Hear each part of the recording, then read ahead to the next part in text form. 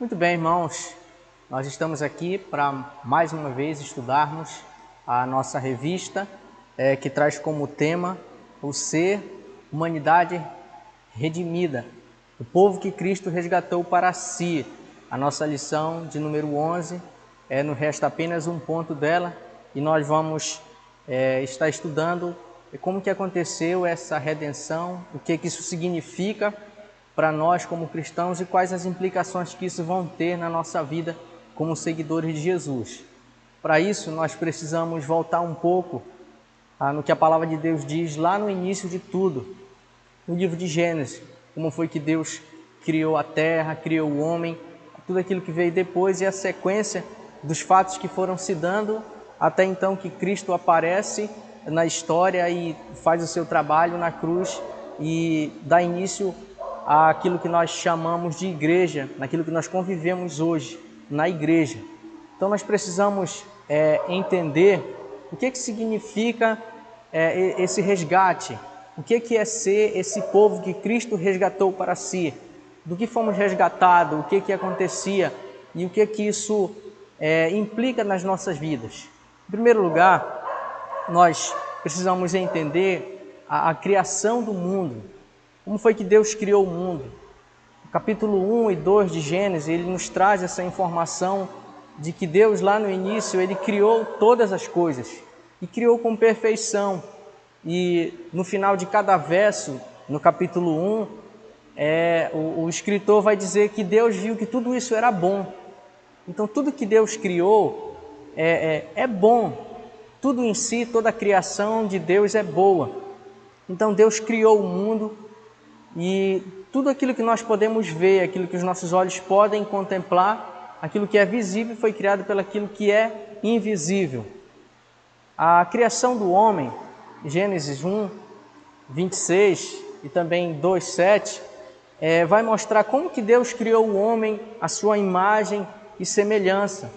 Deus criou o homem do pó da terra e soprou na sua narina o fôlego de vida. Então o homem passou a ser alma vivente, é o que diz Gênesis 2, 7. Então Deus, do pó da terra, criou o homem e deu a ele o fôlego de vida. E então o homem passou a viver, o homem passou então a ter entendimento. E depois que Deus criou esse homem, deu a ele o fôlego de vida, fez esse homem à sua imagem e à sua semelhança, ele colocou o homem no jardim do Éden. Gênesis 2,15 vai mostrar como Deus criou o homem, como Deus colocou o homem no jardim do Éden. O verso 15 do capítulo 2, se você puder acompanhar aí na sua Bíblia, Gênesis capítulo 2, o versículo 15 nos traz a seguinte informação: tomou, pois, o Senhor Deus ao homem e o colocou no jardim do Éden para o cultivar e o guardar. Então Deus criou os céus e a terra, criou todos os seres viventes, os animais, fez separação entre as águas, dividiu as terras, criou os animais domésticos, os animais selváticos. E então Deus criou um homem para administrar tudo isso. Você vai ver que no andamento do capítulo 1 de Gênesis, Deus chama o homem que ele criou e coloca diante dele todos os animais e manda que o homem dê o nome para cada um dos animais que Deus havia criado. Então Deus fez o homem para que ele dominasse sobre todas essas coisas. Depois que tudo isso estava pronto, Deus coloca esse homem que ele criou dentro do jardim do Éden para cultivar, para trabalhar dentro desse jardim. E à medida que a história vai se passando, o homem vai vivendo ali dentro do jardim, o próprio Deus vê que há necessidade de o homem ter uma companheira, do homem ter uma auxiliadora. Ele viu que todos os animais que ele havia criado, todos tinham a sua companheira, porém o homem estava só. E então, em Gênesis 2,18, Deus ele faz uma companheira para Adão, aquela que veio se chamar Eva, mãe de todos os seres viventes, assim como Adão é o pai de todos os seres viventes. Então a história está caminhando, a história está se desenvolvendo. Porém, antes de Deus colocar esse homem dentro do jardim, Deus ele dá uma ordem para esse homem. Gênesis 2:18, aliás, Gênesis 2:16, vai dizer: e o Senhor Deus lhe deu esta ordem. Depois que Deus colocou Adão lá dentro do jardim, ele deu a seguinte ordem: que de todas as árvores que havia dentro do jardim, ele poderia se alimentar. Porém, da árvore que dava o conhecimento do bem e do mal, dessa ele não deveria comer, porque Deus disse que no dia em que ele comesse, certamente ele morreria. Deus está se referindo aqui à morte espiritual e ainda não à morte física. A morte física só chegaria depois, como consequência pelo pecado da morte espiritual. Então Deus coloca esse homem lá no jardim para que ele trabalhe, para que ele cultive o jardim, mas Deus dá uma ordem para ele e faz uma advertência, que ele não coma da fruta que dá o conhecimento do bem e do mal. Algumas pessoas chegam a relatar, chegam a dizer que essa fruta seria a maçã. A Bíblia ela não dá base para isso e nunca diz que fruta seria essa. Ela só diz que essa fruta ela dava o conhecimento do bem e do mal. Não existe na Escritura, na Bíblia de Gênesis a Apocalipse, uma referência a qual seria esse tipo de fruta. Qual era essa árvore? A informação que temos é que a árvore que dava o conhecimento do bem e do mal. Então o homem estava dentro do jardim, estava trabalhando, estava cultivando, mas ele tinha essa ordem de que ele não deveria comer dessa fruta, porque no dia em que comesse, ele certamente morreria.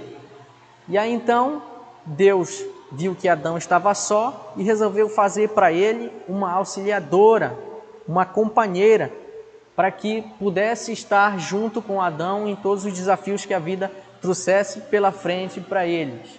Então Deus faz Eva, e Eva então passou a ser companheira de Adão, a dividir com ele todas as tarefas do dia a dia. Algumas pessoas chegam a comentar que o trabalho só aconteceu depois que o homem caiu. Na verdade, isso não é verdade. O fato é que Adão ele trabalhava, ele conduzia a terra com perfeição, ele cultivava a terra, porém, o que veio por consequência do pecado é o cansaço, é a fadiga do trabalho. Mas Adão ele sempre desenvolveu atividades ali dentro do jardim e naquilo que era necessário que ele atuasse sozinho, ele atuava sozinho. Naquilo que era necessário que Eva estivesse com ele, ela estava presente com ele, pois foi para isso que ela foi criada, para auxiliar Adão em todas as suas atividades. Pois bem, então o homem estava lá dentro do jardim, ouviu de Deus que ele não deveria tocar na árvore que dava conhecimento do bem e do mal. Quando nós olhamos para o livro de Gênesis, nós entendemos que a forma como isso aqui está escrito, parece que as coisas vão acontecendo um dia após o outro. Mas, na verdade, isso aqui demorou algum tempo, esses fatos. Nós não temos uma cronologia certa para dizer que no ano esse ou aquele, Deus criou as árvores, os animais, colocou Adão no jardim. Nós não temos essa cronologia, mas nós entendemos que isso demorou um tempo para acontecer. Deus colocou o homem lá no jardim e ele desenvolveu a sua vida dentro do jardim. Um tempo ele ficou só e depois da chegada de Eva, eles tiveram uma vida, uma convivência dentro desse jardim. Porém, aquilo que Deus havia dito para ele, que ele não fizesse, que ele não tocasse da árvore que dava conhecimento do bem e do mal, Adão ele passou por cima da ordem de Deus e infelizmente ele tocou, ele pecou. Ele fez o que Deus havia dito que ele não fizesse. Primeiro e segundo capítulo de Gênesis, eles nos narram como os fatos se desenvolveram desde a criação, a chegada do homem, e como ele conviveu um tempo ainda no jardim. Quando nós olhamos para dentro do capítulo 3, nós vamos nos deparar com o homem caído, a queda do homem. O escritor aqui narra como que o homem, ele esqueceu tudo aquilo que Deus havia dito para ele e caiu no pecado. Ele fez aquilo que Deus havia dito para que ele não fizesse. A queda do homem. A mulher, ouvindo a conversa da serpente, tomou da árvore que dava conhecimento do bem e do mal. O escritor do texto faz a seguinte narração, diz que a mulher viu que a árvore era boa, então ela tomou da árvore, comeu e deu ao seu marido. E então aconteceu aquilo que nós chamamos de pecado, aquilo que a Bíblia classifica como pecado, desobediência, contrariar a vontade de Deus.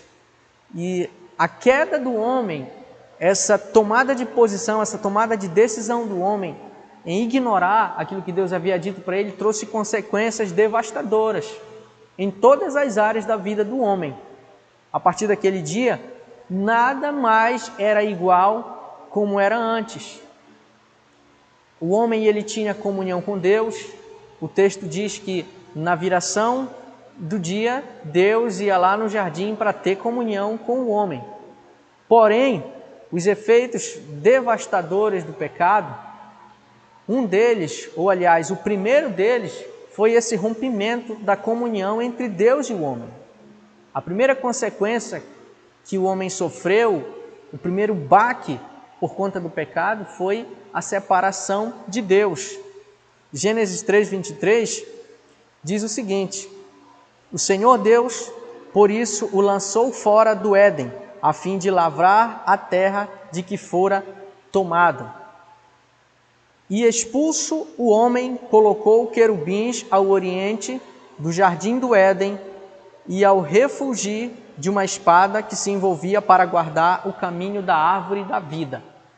A primeira separação, o primeiro impacto que o homem sofre por consequência do pecado é aquilo que nós chamamos de separação espiritual. O jardim do Éden, ele representa a santidade de Deus. E o homem pecou. E Deus, ele ama o pecador, mas ele não tolera pecado. E por isso Adão teve que ser expulso do jardim do Éden. Adão perdeu a comunhão com Deus. Como ele era representante de todos os homens, como ele era o pai da humanidade, o apóstolo Paulo colabora com essa informação quando ele diz em Romanos 3:23 que todos pecaram e foram destituídos, ou em outras versões diz, foram separados da glória de Deus. Com o pecado de Adão, como ele representava todos os homens, todo mundo pecou. E a consequência disso, a primeira consequência foi a separação espiritual. O homem já não tinha mais comunhão com Deus. Aquela intimidade do final do dia, aquela comunhão lá no jardim.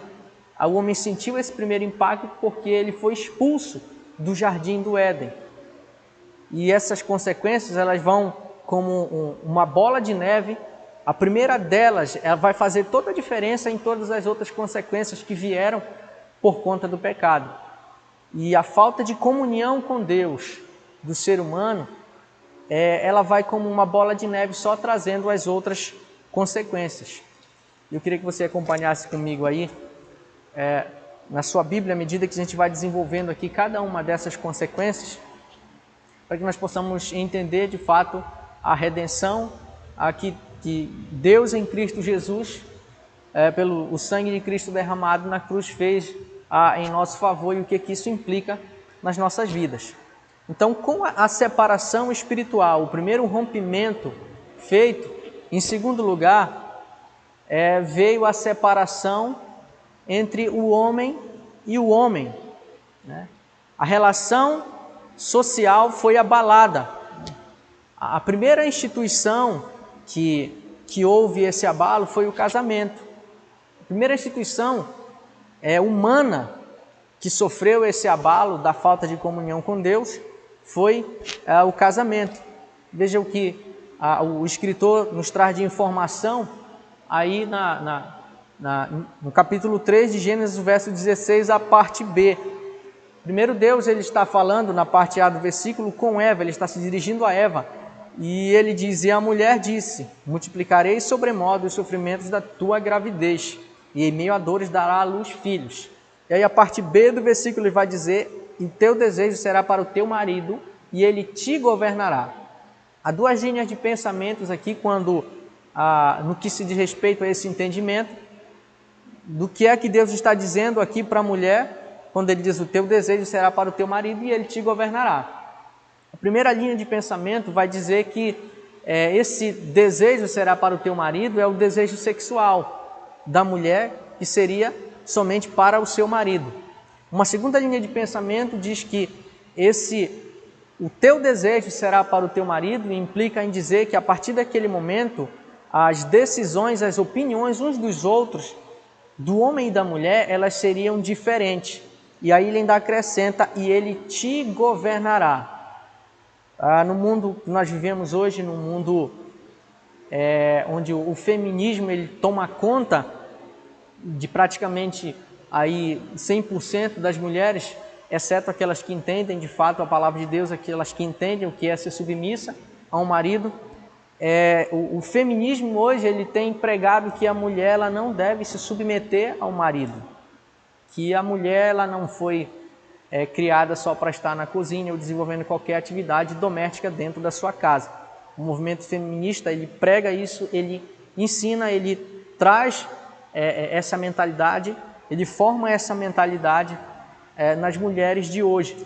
Então isso é um pouco complicado, porque nós vamos entender no ponto seguinte da nossa lição que isso é totalmente oposto àquilo que diz a palavra de Deus. Quando Deus está dizendo que o desejo da mulher seria para o seu marido e ele iria a governar. Há algumas linhas de pensamentos que divergem aqui sobre esse assunto, mas nós vamos entender, baseado dentro da palavra de Deus, o que isso significa, o que Deus está dizendo quando ele traz essa expressão para a mulher, quando ele se expressa dessa forma. Mas o que nós podemos entender aqui é que a relação matrimônio, a relação casamento ali, ela já estava abalada. Quando nós olhamos para esse ponto de vista de que existe um determinado governo do homem na vida da mulher, algumas mulheres, como eu disse, que são adeptas ao movimento feminista, elas não aceitam jamais esse governo do marido na vida delas. Então, no âmbito social, no âmbito humano, a primeira instituição que foi abalada foi a primeira que foi criada, foi o casamento, o matrimônio. Depois que Deus criou todas as coisas, colocou Adão dentro do jardim, ele fez para ele uma auxiliadora. Ele constituiu a família. Então, a base da família, do ponto de vista de Deus, é um homem e uma mulher. E então, assim, Deus ele estabeleceu princípios aqui. Aqui Deus está estabelecendo o princípio de família. O que é família na mente de Deus? Embora alguns tenham outros conceitos aí, mas a palavra de Deus está estabelecendo qual é o conceito de Deus a respeito de família. Então, constituição família, ela foi abalada, a instituição família ela se tornou um pouco complexa, um pouco complicada, principalmente nos dias em que vivemos. E com essa queda do homem, esse prejuízo, esse baque que o homem sofreu, todas as outras áreas de relacionamento dele foram atingidas. A família foi atingida, a outro nível de separação entre o homem foi entre o homem e a natureza. Nós vamos ver que antes do pecado, o homem ele tinha a perfeita harmonia com a natureza. Mas depois do pecado, a natureza se desarmonizou com o homem. O verso 17, do capítulo 3 aqui de Gênesis, nós estamos lendo, diz que Deus disse o seguinte a Adão: visto que atendestes a voz da tua mulher e comeste da árvore que te ordenei que não comesses, maldita é a terra por tua causa. Em fadigas obterás dela o sustento durante os dias da tua vida. Ela produzirá também cardos e abrolhos, e tu comerás a ervas do campo. No suor do teu rosto comerás o teu pão, até que tornes a terra, pois dela foste formados, porque tu és pó e ao pó tornarás. Então, já houve aqui, por conta do pecado, essa desarmonia entre o homem e a natureza. Eles já não estavam mais em perfeita harmonia.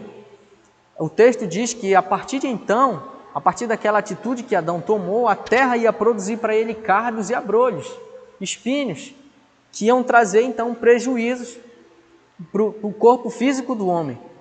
E a terra se tornou maldita por conta do pecado do homem. E em fadiga, em cansaço, o homem ia obter a erva do campo, no suor do rosto ele ia comer do pão. Então, a relação entre homem e natureza, ela foi também abalada. Todos os relacionamentos do homem que eram perfeitos antes do pecado, agora com o pecado foram abalados. As coisas não aconteciam mais da forma como aconteciam antes. O outro nível de separação que acontece aqui na vida do homem, também dentro do âmbito social, é a relação entre o homem e o seu próximo. No capítulo 4 do livro de Gênesis já existe a narrativa do primeiro homicídio. O Caim matou Abel, o homem se tornou intolerante um com o outro. Então, a felicidade de um agora já importunava o outro. Então, o homem, no seu âmbito social, ele se tornou intolerante um para com o outro. E a grande prova disso é que nos dias em que vivemos, nós olhamos para as pessoas, elas simplesmente não desenvolvem relacionamento com alguém simplesmente porque, como aquela expressão que alguns costumam dizer, eu não fui com a cara de fulano, eu não fui com a cara de ciclano. Isso é prova inegável de que o homem agora, o pecado, ele abalou esses relacionamentos do homem. O homem, o ser social, esse nível de intimidade, de relacionamento dos homens uns para com os outros foram abalados, todos os relacionamentos. E o homem agora é intolerante um para com o outro. É uma grande prova disso em nossos dias. Nós vivemos as pessoas simplesmente no trânsito, por exemplo. As pessoas parecem que elas não têm paciência, elas não toleram alguém que está num veículo, está numa motocicleta, numa bicicleta, na frente delas, parada no sinal. À medida em que há um simples atraso na hora da saída, começam então os ruídos de buzina até que alguém saia lá daquele espaço para que o outro passe. Então, o homem ele passou a ser intolerante um para com o outro, porque o primeiro nível de relacionamento, o nível espiritual, ele foi abalado, ele foi rompido, e o homem então passou a viver da forma como ele quis. Outro nível de separação, talvez o pior deles, e aquele que ninguém quer passar, é a separação entre o corpo e a alma, que é a morte. No verso 19, o escritor vai falar que o homem, ele vai no suor do rosto, vai comer o pão, até que ele volte novamente para a terra, porque da terra ele foi formado, né? E ele é pó, e ao pó ele vai voltar. Então aqui a morte física chegou como consequência da morte espiritual. E esse talvez é a pior consequência e aquela pela qual ninguém quer passar por ela, ninguém quer morrer. Mas infelizmente isso vai acontecer de uma forma ou de outra, uma hora ou outra isso vai acontecer, porque é uma das consequências herdadas pelo homem por conta do pecado lá no Jardim do Éden.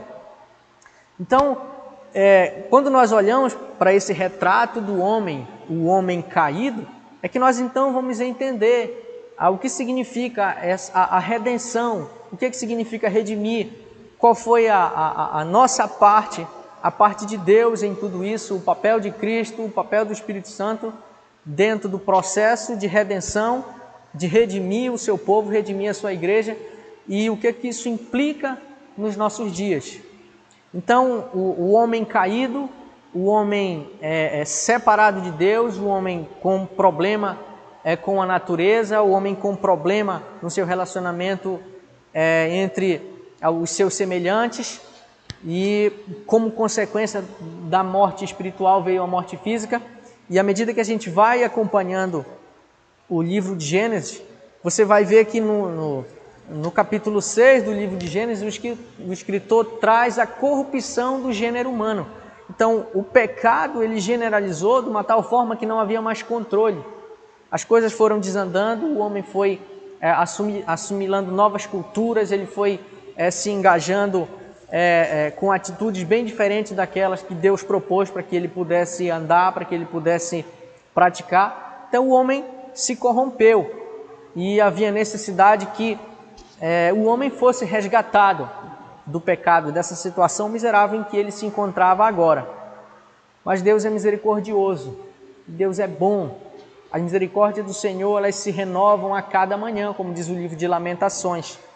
E aqui mesmo no relato de Gênesis, o verso 15 do capítulo 3, Deus ele manifesta a sua graça quando ele se volta para a serpente que havia feito com que Adão e Eva caíssem no pecado, e ele diz para ela o seguinte: porém inimizade entre ti e a mulher, entre a tua descendência e o seu descendente.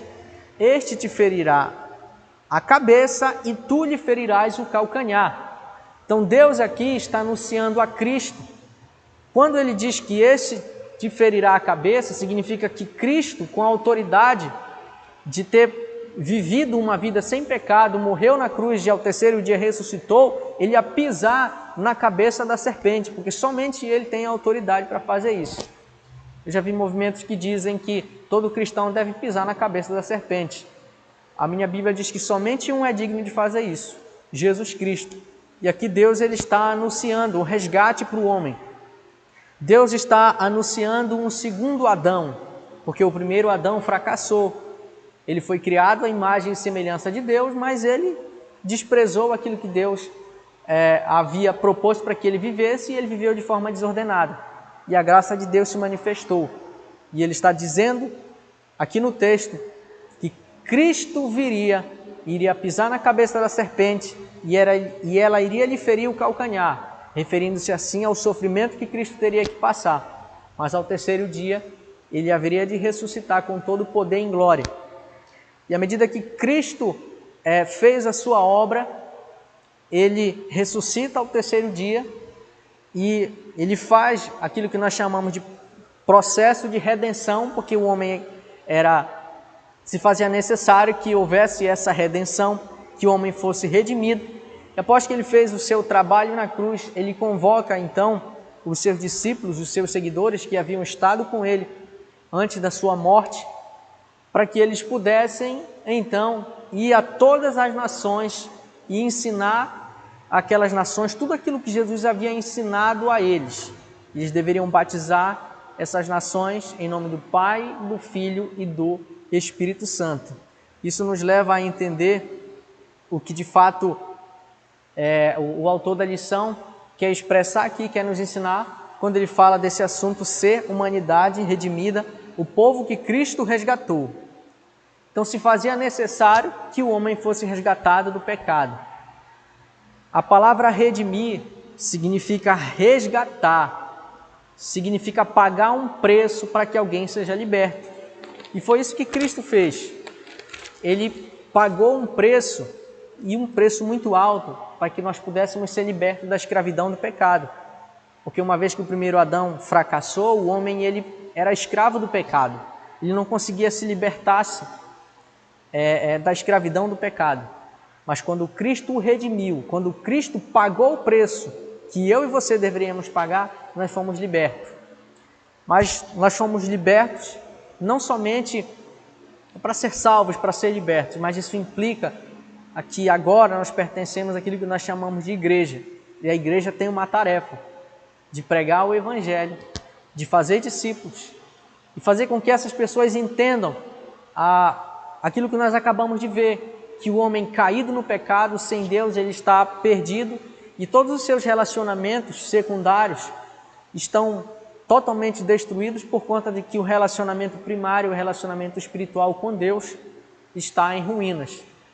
E nós, como igreja, nós temos esse papel fundamental. E o nosso subponto aqui da lição traz o seguinte título: Nova Humanidade e os Mandatos de Gênesis. O autor da lição ele expressa: o ser humano redimido continua com as suas responsabilidades diante da criação. Todo discípulo de Cristo, ele tem a sua responsabilidade diante da criação. Ele foi novamente unido ao relacionamento que havia sido quebrado com Deus lá pelo primeiro Adão. O segundo Adão, que é Cristo, restaurou novamente a comunhão com Deus de todo aquele que crê que Jesus Cristo é o Filho de Deus. Jesus Cristo ele restaurou essa comunhão. E todo aquele que é um seguidor de Cristo, todo aquele que foi redimido, agora ele tem essa responsabilidade de levar essa salvação, de falar dessa redenção que ele experimentou, que ele tem experimentado. Diante de Deus, agora ele não é mais escravo, mas ele é um servo de Deus.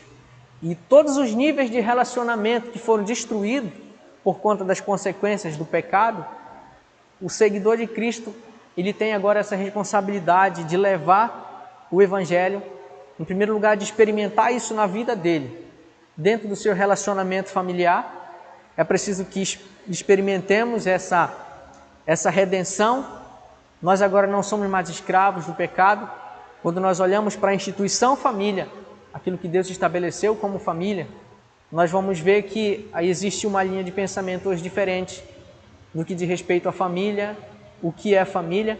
É lógico que nós vivemos aqui num país democrático, nós devemos respeitar a opinião de quem quer que seja, mas como cristãos, como seguidores de Cristo, nós também temos o direito, isso garantido pela nossa legislação, de ter o nosso livro de regra de fé e prática, que é a palavra de Deus, em dizer que a nossa ideia de família é aquela que está proposta dentro da palavra de Deus, entre o homem e a mulher, o casamento. E a partir de então, todos os outros relacionamentos secundários eles vão ser construídos dentro dessa base. Então Deus ele propôs o casamento entre um homem e uma mulher e que eles pudessem crescer e multiplicar. Nós olhamos hoje para as famílias, muitas famílias estão se deteriorando, estão sendo destruídas por conta de que o relacionamento primário aqui com Deus, elas não têm buscado essa comunhão, não têm buscado o Senhor da família, não têm buscado o projetista da família para que possam conduzir, para que possam construir as suas famílias. E isso tem sido uma perda, isso tem sido um desgaste para as famílias de hoje que têm sido destruídas. Como seguidores de Cristo, como uma nova humanidade redimida, a nossa tarefa agora é viver, é experimentar isso e também levar outras pessoas a experimentarem esse novo viver, essa nova humanidade em Cristo, que o Senhor resgatou para ele. Nos nossos relacionamentos nós devemos viver isso e levar outras pessoas a experimentarem. O segundo nível de separação, aqui por consequência do pecado, como seguidores de Cristo, nós devemos mostrar para as pessoas que não têm unidade, que não têm união umas com as outras, que Cristo ele é aquele que veio estabelecer a paz entre nós e Deus e uns com os outros, que agora em Cristo Jesus, no povo redimido, que é a igreja, não existe mais divisão nenhuma, mas agora nós somos um só corpo, temos um só coração em Cristo Jesus. O mundo hoje vive de guerras e conflitos, porém nós, como seguidores de Cristo, como discípulos redimidos, nós precisamos levar a paz onde quer que nós venhamos estar. Devemos evidenciar, viver essa paz entre igreja como irmãos, para que outras pessoas elas venham ver que de fato a redenção, o ser redimido, ele faz parte do cotidiano das pessoas. Existe de fato essa ligação entre Deus e o homem, e essa ligação é Jesus Cristo, e isso pode transformar a vida de todo aquele que nele crê. O outro nível de separação que houve aqui foi entre o homem e a natureza. A nossa natureza hoje, principalmente aqui na nossa região amazônica, ela tem sentido muitos impactos dos efeitos humanos sobre ela. O homem tem castigado bastante a natureza. Como seguidores de Cristo, como discípulos redimidos, nós precisamos mostrar que existe um equilíbrio entre o homem e a natureza. E quando Cristo morreu na cruz, ele veio para restaurar todas as coisas. A natureza, os animais, todas essas coisas elas fazem parte da criação de Deus e elas precisam ser preservadas. Elas precisam de ser cuidadas. Como discípulos de Cristo, nós precisamos dar esse exemplo, precisamos ser pessoas que cuidam do meio ambiente, que fazem a sua parte em tudo aquilo que é feito, tudo aquilo que é necessário que seja feito para que haja, de fato, a preservação do meio ambiente, o ecológico. E a igreja ela tem também essa responsabilidade, não há como dividir. Não dá para que nós tenhamos uma vida dupla. O seguidor de Jesus ele jamais pode ter uma vida dupla. uma vida na igreja e uma vida lá fora. Mas nós precisamos viver uma vida de comunhão com Deus, uma comunhão uns com os outros, e isso deve ser exposto para que as pessoas possam também conhecer esse Jesus que salvou, que redimiu as nossas vidas. O outro nível de separação aqui que aconteceu, e talvez seja o pior deles, foi a separação entre a alma e o corpo. Por consequência do pecado, o homem ele herdou a morte física como herança, e ninguém pode fugir disso. A morte espiritual, houve conserto para ela. Quando Cristo morreu na cruz e ressuscitou ao terceiro dia, ele garantiu que todo aquele que vive e crê nele, isso o próprio Jesus disse, lá em João, quando ele foi ao sepultamento de Lázaro, ele disse que todo aquele que vive e crê nele, ainda que esteja morto fisicamente, viverá. Então, ele trouxe o remédio para esse problema, o problema mais grave de todos, a separação total entre o homem e Deus. Ele trouxe o remédio. Ele morreu na cruz e ao terceiro dia ressuscitou. E quando ele ressuscitou, ele está garantindo que todo aquele que morre em Cristo, ele também será ressuscitado para a glória de Deus. O corpo físico, ele vai perecer, mas a alma, ela está garantida em Cristo.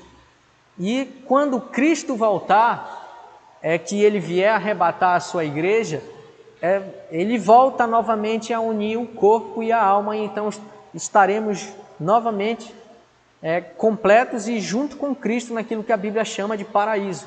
Aquilo que Jesus disse para aquele ladrão que estava ao lado dele na cruz.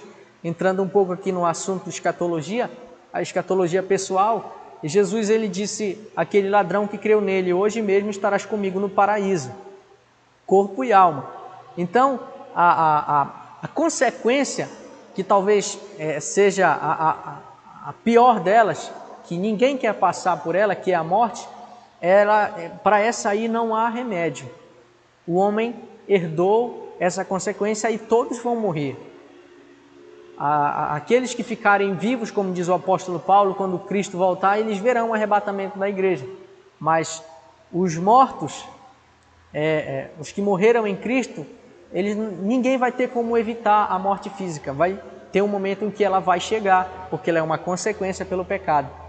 Mas o segundo Adão, que é Cristo, que foi projetado para que todas as coisas que foram perdidas, tudo aquilo que foi o pecado levou, o pecado destruiu, ele foi projetado, ele veio para consertar todas elas, unir novamente todas elas, para que Deus assim seja glorificado. Ele obteve sucesso naquilo que ele veio fazer. E nós precisamos, como seguidores de Jesus, evidenciar isso no nosso dia a dia. Divulgar para as pessoas que há esperança, de que o homem, apesar do pecado, apesar da morte física, apesar de todo esse contexto que nós vivemos, em Cristo há esperança. Em Cristo há libertação. A criação aguarda por isso, ela tem uma expectativa.